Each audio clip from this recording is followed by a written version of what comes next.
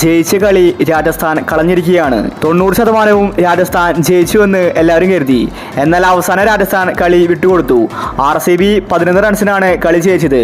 ഇന്ന് ജയിച്ച ശേഷം കോഹ്ലി പറഞ്ഞ കാര്യമാണ് നമ്മൾ ഇന്നത്തെ വീഡിയോയിൽ നോക്കുന്നത്. ഇതുപോലത്തെ IPL ന്യൂസിന് വേണ്ടി ചാനൽ മറക്കാതെ സബ്സ്ക്രൈബ് ചെയ്യൂ.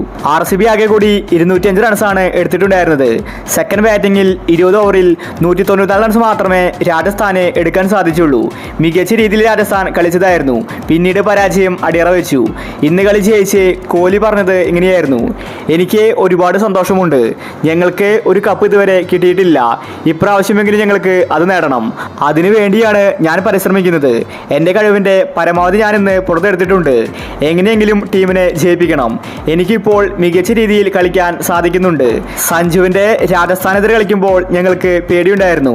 പക്ഷേ ഇന്ന് സഞ്ജു കളിക്കാത്തത് ഞങ്ങൾക്ക് ഗുണകരമായി. സഞ്ജു ഇന്ന് കളിച്ചിട്ടുണ്ടായിരുന്നുവെങ്കിൽ ചിലപ്പോൾ ഞങ്ങൾ കളി തോറ്റേനെ.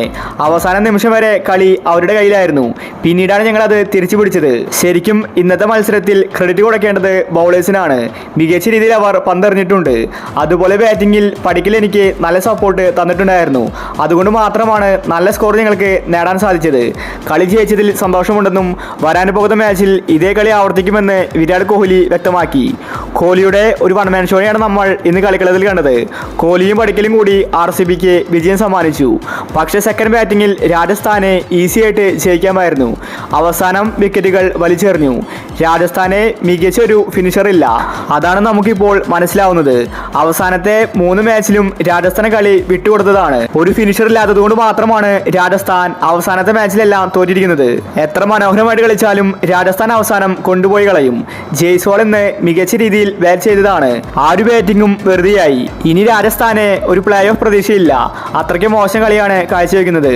അപ്പോൾ ഇതുപോലത്തെ IPL ന്യൂസിന് വേണ്ടി ചാനൽ മറക്കാതെ സബ്സ്ക്രൈബ് ചെയ്യൂ.